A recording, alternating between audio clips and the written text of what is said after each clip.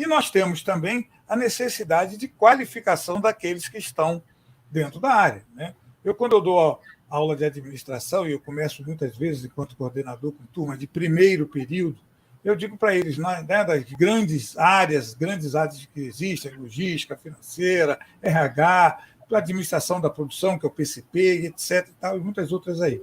E eu digo, olha só, eu vejo que há uma concentração em poucas áreas, né? As pessoas acabam, por motivos diversos, fugindo de áreas que têm uma necessidade ainda maior. Todas têm, mas... Então, por exemplo, uma das áreas que a gente sente que o pessoal de administração é muito menos frequente, ou seja, tem menos pessoas, é na área financeira.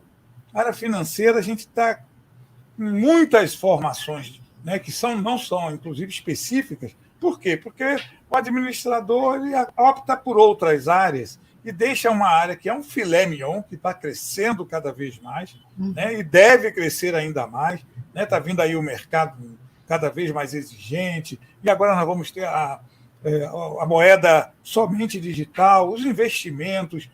E a pessoa, né, a organização precisa se atualizar para não perder dinheiro, né, dinheiro mesmo, na parte financeira, independente das operações que ela produz. Eu entendo que essa área é uma área que a gente tem muita deficiência, eu sempre comento isso com os alunos, e que precisa ser vista de uma forma mais adequada.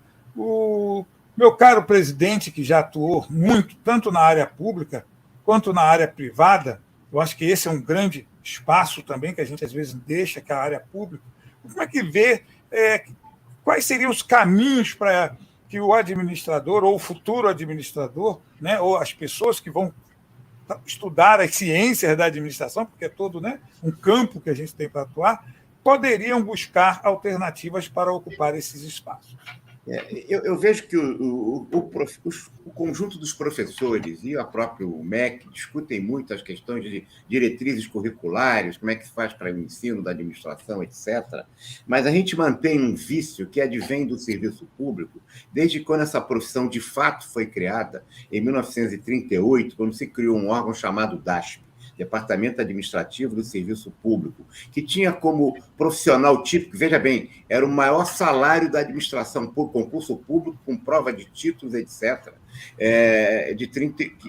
mas que se marcou muito por uma ideia incorporada dos Estados Unidos, de um professor Willard, do Princípios da Administração Pública, onde o pessoal do DASP foi estudar na Universidade da Califórnia do Sul e voltava muito imbuído disso, que nós centralizamos muito em atividades meio. Os Estados Unidos chegaram a fazer esse processo também na época do Delano Roosevelt, do Franklin Delano Roosevelt, né, no governo dele, mas eles logo abandonaram.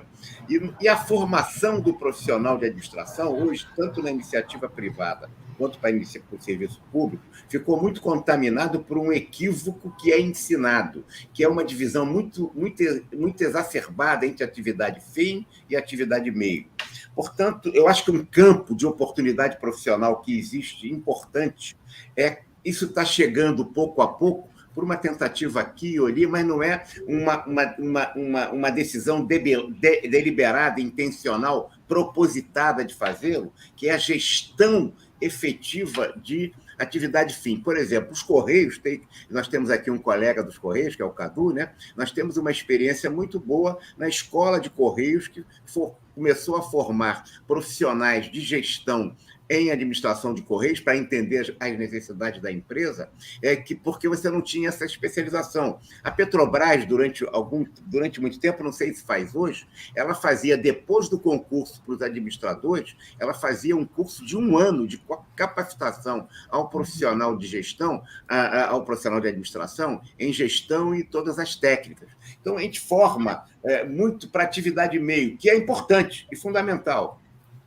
Recursos humanos, logística, né? Todas essas áreas vinculadas que são realmente sempre a preferência. Você anotou que a área financeira foi vem sendo abandonada pelos administradores, em geral, o que é um equívoco fundamental, porque a administração financeira é nobre, que está sendo ocupada crescentemente pelos contadores e pelos engenheiros. Quando eu dei o exemplo de engenharia da produção, foi para isso que a engenharia fez, porque eles estavam lá com o esquema da universidade ou da faculdade, da instituição de ensino, vaga para poder, tinha a hora, eles começaram a fazer engenharia de produção e ocupou esse espaço, que é, no fundo, o curso de administração mesmo. Como eu disse, assim, ó, não dá para acusar o leão dele ser carnívoro. O cara precisa do emprego, ele forma e vai. Atividade fim, quer dizer, o exemplo do Correios, da Petrobras, é a questão da gestão de transporte, a administração de transporte. A questão da administração de saúde, que nós estamos tendo, e o CREA, agora mesmo os hospitais começam a fazer cursos em instituições de ensino, né? Como em algumas, o Grupo DOR no Rio está fazendo, o Grupo Einstein está fazendo, ensino de administração de saúde. Você tem curso agora também de tecnólogos e também vai caminhar certamente para o curso de gestão de administração. Portanto, esse campo de atividade fim, ele tem sido historicamente, estamos falando aí desde 1938 até recentemente, né? Até coisa de menos de uma década, você só formava profissionais para as atividades meio. Importante, devemos continuar? Sim, mas é preciso formar gestores para as atividades fim das organizações. Se a gente coloca isso, Josué, Cristina e Cadu, a necessidade e a contribuição da nossa profissão se amplia muito, enormemente ela se ampliará, não tenho dúvida disso.